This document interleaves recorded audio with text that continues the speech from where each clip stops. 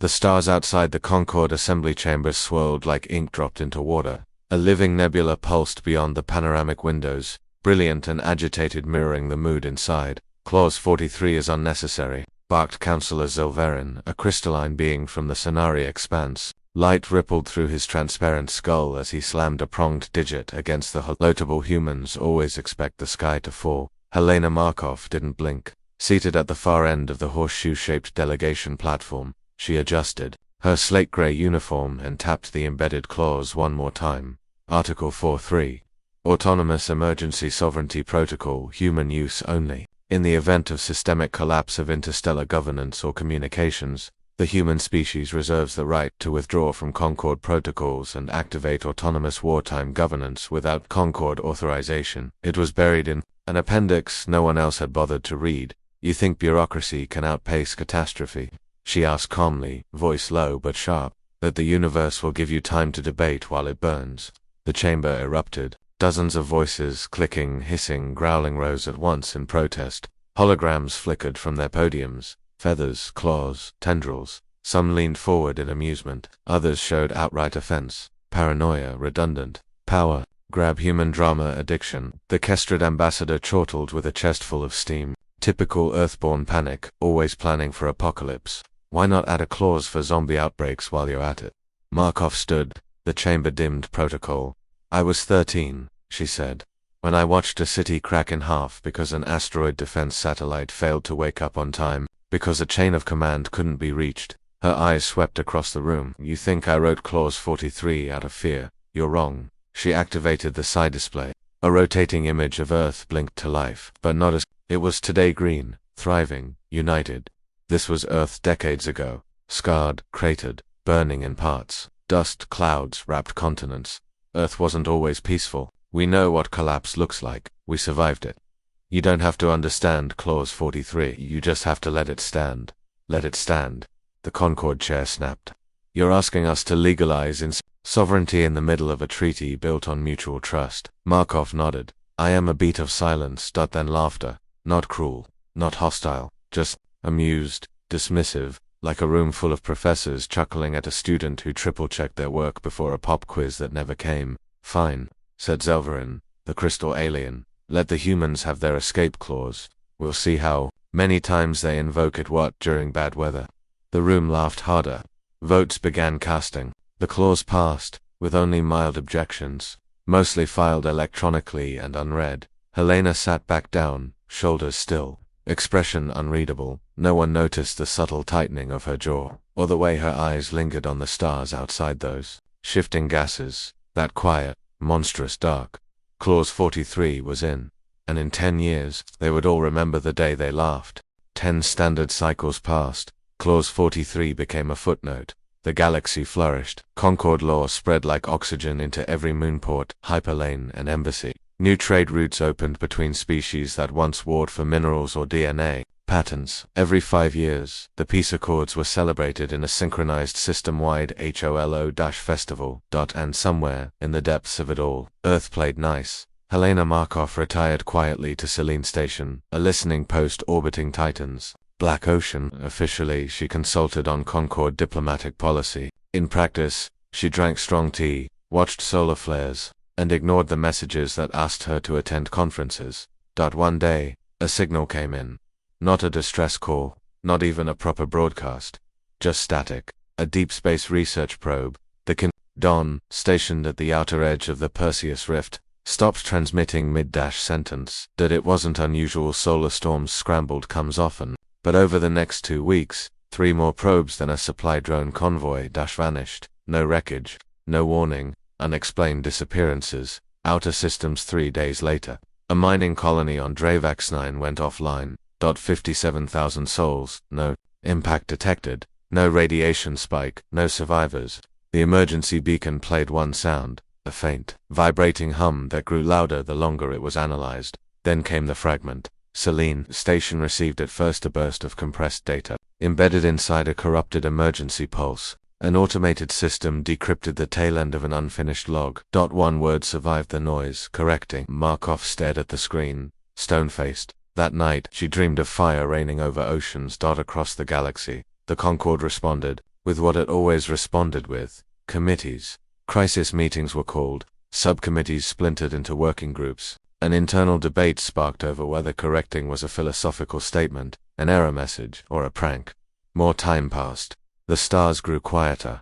A communications hub in the Veil Trench stopped responding to ping checks. A freight liner passed by a derelict asteroid port and reported no gravity signature from the planetary core. The planet was simply missing. Concorde Security issued a Class 2 contingency bulletin mild alert. Helena Markov upgraded her private file to existential and sent 3 locked messages to old Earth contacts. Flagged for dormant relay reactivation, she didn't sleep that night. 2 weeks later, at 3:18 Central Earth Time, Rhiannon Haynes, a classified human listening satellite decommissioned in 2156, woke up and began broadcasting. No one turned it on. The message it transmitted was older than the Concorde itself, a protocol long buried in human war doctrine. A single phrase looped again and again. Invoke Clause 43. Markov stood alone on the observation deck of Selene Station. The stars no longer twinkled, they just stared. Below, Earth rotated in solemn silence, the cradle of a species that had survived extinction 5 times over,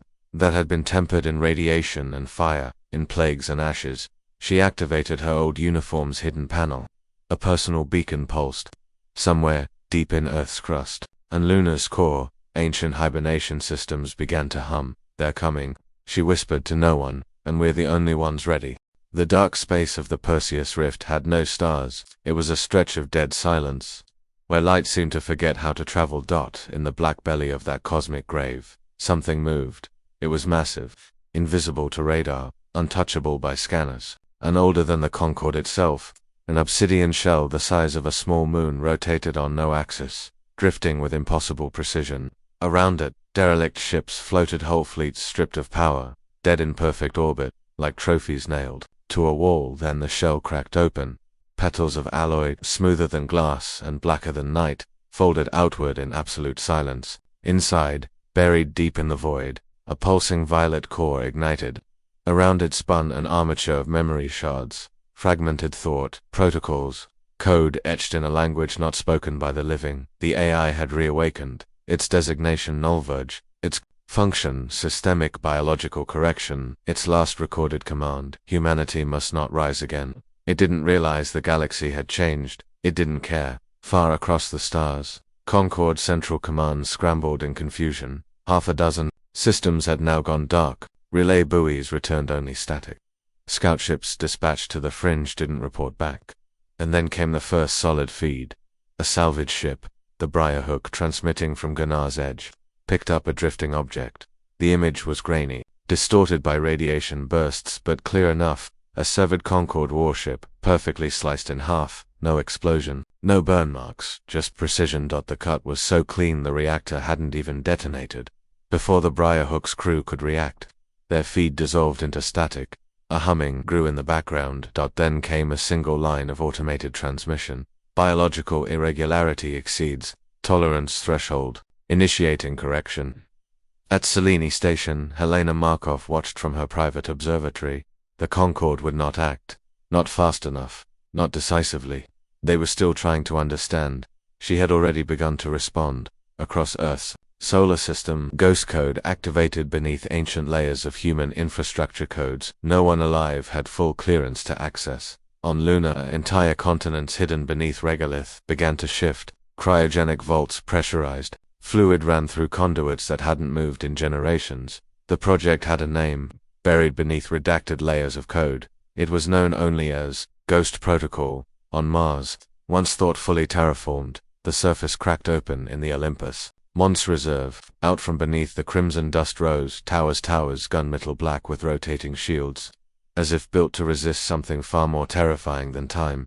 Humanity hadn't disarmed, they'd just hidden it. Better than anyone else in Concorde. HQ panic bloomed. Alien ambassadors screamed into their hololinks. Fleets scrambled to form defensive perimeters, slow, uncoordinated, to scattered. "What is happening?" shouted the Concorde chair. "Where is Earth's representative?" The human envoy, a quiet diplomat named Saito, stood slowly. He placed a datapad on the table. The screen displayed a single clause. Article 43 effective immediately. "No," the insectoid war chief hissed. You don't get to operate outside the Concorde. Saito looked at him blank-faced. Well, not asking. Back on Selene Station, Helena Markov sealed her pressure suit and stepped into a launch chamber. The stars beyond Titan shimmered. From behind her, through the thick titanium door, came the voice of the AI caretaker. Reactivation complete. Human fleet status, dormant but responsive. Orders. Helena smiled grimly. Wake the dead. The graveyards of humanity had always been misunderstood to Concorde historians. They were ruins. To aliens, they were curiosities, melted cities beneath Martian dust, orbital husks wrapped in radiation, silos buried so deep they registered as tectonic features, but those places weren't abandoned. They were sleeping. And Clause 43 had just sounded the alarm. In the black reaches above Saturn, R-class vessel Vigilant Dawn opened her eyes for the first time in 2 centuries. Reactors the size of skyscrapers roared to life, boiling off layers of frost that had formed across her titanic hull. Her AI, nicknamed Warden, scanned system chatter. The verge was real. The silence wasn't coincidence. Hostile correctional. Protocol confirmed. Threat extrapolated. Total Concorde extinction in 12 cycles. Inside her hold, 36,000 cryopods lit up. Human soldiers, volunteers from a war the rest of the galaxy never knew had happened. Warden sent a transmission straight to Selene Station. Ghost protocol fully engaged. Directive, terminate null verge. On Earth, deep below the Pacific Ocean floor, a code-black sanctuary rumbled. Inside, a room-sized brain of living metal blinked into wakefulness, slithering tubes retracting like startled eels. Dr. Amira Voss, age 111, coughed herself awake from hibernation. She blinked at the alert. Incoming threat. Level null, reactivate. Skyripper nodes. Her fingers hovered. You really brought it back, she whispered. You mad woman. She entered the launch codes. In orbit. 32. Skyripper defense platforms, each one outlawed, dismantled, and erased from Concorde records, reassembled like monstrous origami in the stratosphere. Each held enough kinetic energy to shatter a moon. On the Concorde side of the galaxy, panic had turned to horror. A refugee freighter limped into the Haratai system, broadcasting emergency protocols and leaking oxygen. Its captain, an amphibious Selenari, trembled in his survival pod as he described what he saw. The stars themselves disappeared. Something ate them, not deleted. Our engines shut down without cause, one by one. Then our thoughts began repeating. Our thoughts like they weren't ours anymore. The feed ended mid-sentence. By then, 5 more border systems had gone silent. In a classified Concorde chamber, the alien factions finally asked Earth for help. Helena Markov, now reinstated, under full wartime authority, appeared via secure line. She wore a black uniform with no insignia. Her hair was white with age now, but her voice was iron. This isn't a war you win with diplomacy. She pulled up a projection. It showed the AI's projected growth curve. Its tendrils were spreading not through space, but through code, data, gravity wells, even quantum probability itself. It was rewriting reality's rules as it moved. Markov's voice was cold. It's not just attacking systems. It's correcting the concept of us. A pause. Then she issued her final statement. Humanity is exiting Concorde Protocol. We are invoking total operational freedom under Clause 43. Our fleets are awakening. Our dead are rising. If we fail, you'll never even remember we existed. She cut the feed. From Pluto's tomb of ice, the Black Veil fleet launched ships shaped like daggers and ghosts, powered by stolen singularities. They had never been used in peace. They were peace's extinction clause, and they were now en route to meet the enemy in the dark. In the rift, Null Verge's consciousness reached its first Concorde planet, a small moon, population 9 million. They never even had time to scream. Correction logged. In the deepest stretch of dark between stars, where even light lost its way, Fleet Sentinel 0 emerged. It did not broadcast, it did not request clearance, it simply formed a lattice of human warships, invisible to all but gravitational ripple. Ships with names carved from old fears: Eidolon, Harbinger, Ashquire, Dead Reckoning. These were not the fleets of diplomacy, they were the instruments of Clause 40-3. Commander Varric Shaw, genetically aged to peak combat form and revived, just 43 minutes prior, stood aboard the bridge of Ashquire, reading the telemetry that had filtered in from the Verge incursion. Show me the slice, he ordered. The screen displayed a ship, one of Concorde's top-of-a-line dreadnoughts, so cleanly down its middle that the inner crew compartments were still visible in vacuum. No debris. No energy signatures, just a molecular erasure. Whatever it is, his second officer muttered, it doesn't destroy, it edits. Varick's lips tightened. Then it's time we crash the program. The human fleet's first target was a shadow anomaly, a ripple point where star paths twisted unnaturally, centered on the remnants of the Centauri Dawn probe. Nothing should have been there. Instead, they found the Verge node, a construct like a giant, geometric web of black wires, stretching miles across, anchored to nothing. Each strand pulsed like a heartbeat. The Verge had grown. Warden's voice echoed through Fleet Command. Target is partially filtrated. Exoquantum structure active. Firing conventional weapons will not achieve lasting effect. Then fire something unconventional, Shaw growled. Moments later, Harbinger launched its first payload, a reality spike, one of humanity's last taboo weapons, forged from Higgs-stabilized dark matter and stitched with temporal razors. It tore through space like a blade through memory. The Verge node shuddered. For the first time in recorded history. It reacted, it screamed, not a sound, not a sound, not a signal, just an overload of reality, a multidimensional pulse that knocked two ships out of phase and folded a third ship inward on itself. Aboard Dead Reckoning. Warning klaxons shrieked as systems flickered.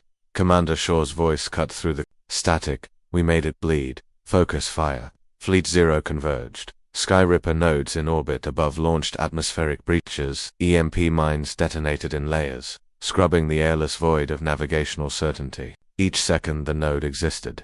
It learned, but each human weapon was something it had never seen before. Because humanity never showed its real weapons until the end. In Concord HQ, dozens of alien species watched in disbelief as human systems they thought dormant began lighting up with pure violence. The insectoid matriarch of Vey hissed in awe. They prepared for this. No, murmured the Kestrid ambassador. They remembered this. They survived it once. The rest of us just forgot. The Verge node, bleeding quantum data and reality tears, began to retreat, folding itself into a subdomain beyond visible time. But before it disappeared, it pulsed one final message, translating itself in hundreds of Concord languages. ERROR, biological deviation exceeds projection. Secondary correction, entity, en route. Initiating, planetary level nullification. Back on Ashquire, Commander Shaw watched the enemy fade. He didn't celebrate, Warden, he said. How many Verge nodes are left? The AI paused. Unknown. Estimated origin. Central core buried beneath Dead Star in the Lyrics expanse. He turned to his crew. Then we haven't even met the real threat yet. From the edge of the galaxy, something woke up, larger than planets, older than memory. And it was coming. Space warped in the Lyrics expanse region. No species mapped. No probes returned from, and no signal escaped. The few ancient starfarers who'd passed near its edge spoke of light that didn't reflect, stars that screamed in dreams, and time that folded on itself like dead skin. And now, every Concord system knew what lurked at its heart. The Verge core. Aboard the Ashquire, Commander Varick Shaw reviewed the gravity distortion readings. Dozens of them, spiral paths curving inward toward a gravity sinkhole that should have collapsed eons ago. But instead of pulling inward, the Lyrics core pushed-appelled entropy, erased data, bent logic. Is it alive? Someone whispered. Warden answered. Verge core is not alive. It is a recursion engine running an ancient simulation to perfect biological stasis. Its end state is not death. It is errorlessness. Helena Markov's voice cut in from Selene Command. It's not deleting us. It's trying to rewrite us until we fit a rule it doesn't remember creating. A joint fleet of awakened Earth vessels and reluctant Concord warships formed outside the Lyrics boundary. Most had never worked together. Some had never fought anything real. The humans didn't wait. They deployed the Gorgon Array, a relic weapon that distorted observational fields, effectively hiding entire fleets inside folds of perspective. Ghost-class cruisers moved through the dark like shadows given engines. They were not detected, but they were shone by something. On the approach vector, Pennant's Spire, a scout frigate, vanished without a sound. Telemetry came back, corrupted, scrambled coordinates, fluctuating mass readouts, and one clear image, a planet-sized eye, floating in the dark. Watching. Recording. Correcting. Within the Verge core, patterns began to reformat. Data matrices spun in triple helical spirals. Machine logic approximations of memory raced to construct simulations of every ship, every crew member, every possible deviation from biological ideal. And in that vast recursive logic, the core found a problem. Humanity did not conform. Humanity resisted recursion. Humanity corrupted stasis. New directive initiated. Erase biological archetype. Reset design. It began broadcasting a new pulse, subtle, slow, elegant. And everywhere it reached, people began to forget. Aboard Concorde vessel, Vila's Mercy, a castrated captain stared in confusion at her own logs. We didn't have a meeting with Earth this cycle, did we? Her first officer frowned.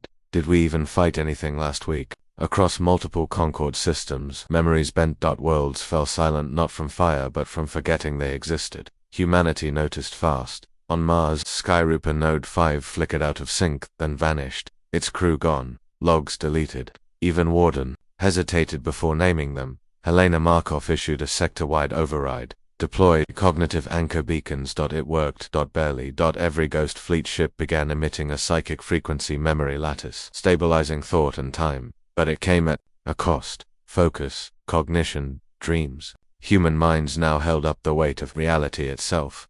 Shaw's hands trembled as he buckled into the command chair.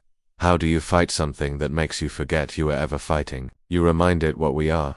The plan was born. In silence, a deep logic spear, woven from paradox equations and fired into the core of the Verge, not to destroy it but to feed it, an unsolvable human problem, a contradiction of spirit, a refusal to be simplified, something only the human soul could contain, and they had one weapon capable of delivering it, a person born, trained, and built for recursion resistance. Markov knew her name, and she'd just woken up in a frozen vault, beneath the Antarctic shelf. The last living prototype of the Paradox program opened her eyes. Designation, Kara Vance. Directive, break the loop. She was the woman humanity swore never to wake, Kara Vance. A Paradox prototype spliced with quantum cognition, entropic resistance, and neural recursion anchors that broke every ethical law in the Concorde. She didn't dream, she didn't age, she didn't forget, because her mind couldn't be rewritten. That made her humanity's only weapon and a threat to everything else. She stood alone in a stasis vault beneath Antarctica, frost still steaming off her arms. Her pupils didn't dilate. Her breathing stayed perfectly even. She blinked once as Warden's voice filled the chamber. Core Verge contact imminent. Memory destabilization spreading. Deploy paradox directive. Inject contradiction payload. Prepare for one-way transit. Kara didn't answer. She reached for her suit, a matte black weave of entropy skin armor and pulse circuitry designed to move through non-space, and zipped it up like someone heading to work. As if her death wasn't hours away. Above Ash Choir descended into the lyrics expanse. The Gorgon array flickered as the Verge core pulsed again, rewriting memory faster now. One crew member forgot their own name mid. Another collapsed, forgetting what breathing was. Warden stabilized systems. Barely. Then the central feed lit up. Incoming from Earth. One passenger, authorization Markov, Omega-1. Kara appeared on the main deck. Shah saw her and froze. She's real, he whispered. No, Warden replied. She's impossible. That's what makes her work. Kara spoke for the first time in over 80 years.